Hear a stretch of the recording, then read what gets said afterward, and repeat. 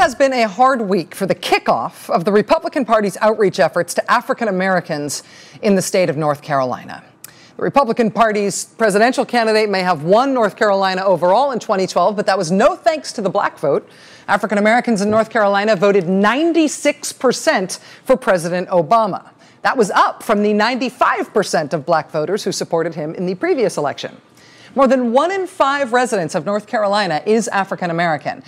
But black voters in North Carolina have really not seen much to appeal to them from the Republican Party.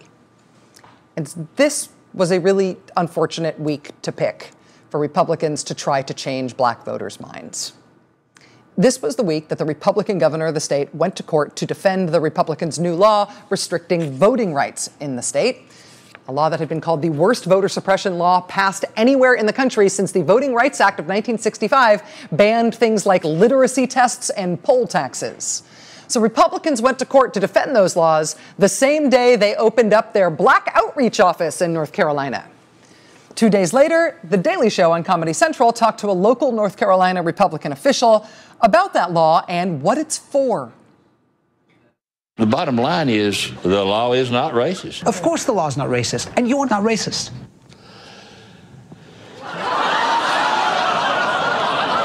Well, I've been called a bigot before. Let me tell you something. You don't look like me, but I think I've treated you the same as I would anybody else. Right. Matter of fact, one of my best friends is black. So one of your best friends One of my best friends is black. Yes. And there's more. When I was a young man, you didn't call a black, you called him a Negro. I had a picture one time of Obama sitting on a stump as a witch doctor, and I posted that on Facebook. I was making fun of my white half of Obama, not the black half. And now you have a black person using the term this, that, and it's okay for them to do it. You know that we can hear you, right? Yeah. Okay, you know that. You know that we can hear you. Yeah. Okay, all right. Then I found out the real reason for the law. The law is going to kick the Democrats in the butt. Wow! An executive GOP committee member just admitted that this law isn't designed to hurt black people, it's designed to hurt Democrats. If it hurts a bunch of college kids that's too lazy to get up off their bohunkus and go get a photo ID, so be it. Right. If it hurts the whites, so be it. If it hurts a bunch of lazy blacks that wants the government to give them everything, so be it. And it just so happens that a lot of those people vote Democrat.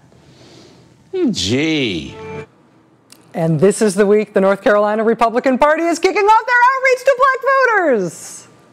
Mr. Yelton resigned from the North Carolina Republican Party leadership job that he has yesterday after the Daily Show segment ran and everybody got upset with what he said. But he told a reporter from The Wrap today that he stands by everything he said in the interview. He said local Republicans have long complained that they can't get enough media coverage, and he has finally provided some. Then he started using the N-word again to the reporter, telling the paper when an N-word can use the word N-word, he said it again, and it not be considered racist, that's the utmost racism in the world. Mr. Yelton has also been enjoying time today on North Carolina local radio. Here he is on Asheville's WWNC. No, I don't take back anything that I said. Would I do it again? Yes, I would. But what has happened is, through this appearance on this show, has confirmed some things for me. Number one is confirmed that the Democrat Party can't take the truth. When I said it's going to kick the Democrats in the butt, this law about having the voter ID, I meant it. To heck with it. I don't want to be part of a group that is that mealy-mouthed and that gutless.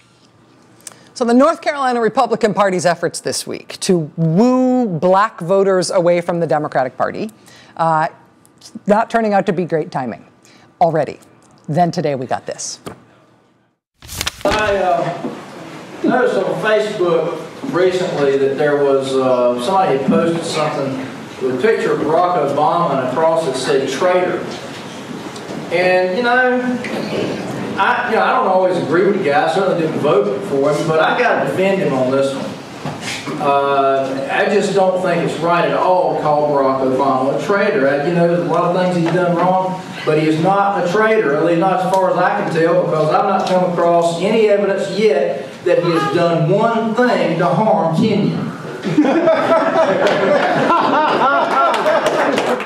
North Carolina Republican state legislator Larry Pittman speaking at a town hall in North Carolina this week. So the worst voting laws since Jim Crow, the lazy black people N-word guy hits the Daily Show and then tours the state media, making himself a star. The president is secretly African. Anything else, North Carolina Republican Party? Is there anything else you want to do this week to woo black voters, to kick off your outreach efforts to the black community? Got anything else up your sleeve? Today, Republican North Carolina Governor Pat McCrory will honor the late Jesse Helms. Ah, right, because why not? If North Carolina Republicans are really going all out this week to try to make it seem like they're super welcoming to black people, why not do an event honoring this guy?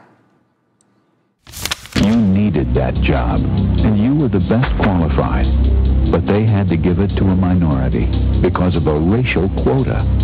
Is that really fair? Harvey Gantt says it is. Gantt supports Ted Kennedy's racial quota law that makes the color of your skin more important than your qualifications. You'll vote on this issue next Tuesday. For racial quotas, Harvey Gantt. Against racial quotas, Jesse Helms. When Jesse Helms was in the Senate in 1993, he stepped into the Senate members' elevator along with the first African-American woman to ever be elected to the U.S. Senate, Carol Moseley Braun. She was the only black member of the Senate at that time. Senator Helms saw her standing in the elevator alongside Utah Senator Orrin Hatch. He walked up to Senator Moseley Braun in the elevator and started to sing, "I wish I was in the land of cotton." Quote, and he looked at Senator Hatch and said, "I'm going to make her cry. I'm going to sing Dixie until she cries."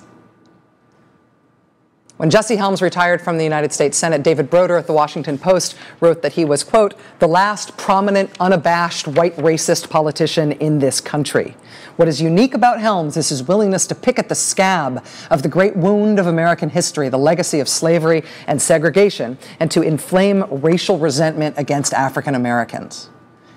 When Jesse Helms finally died in 2008, his LA Times obituary noted that unlike other symbols of segregation like Alabama's Governor George Wallace or South Carolina Senator Strom Thurmond, who eventually recanted their opposition to racial integration, Jesse Helms held firm on that until his death.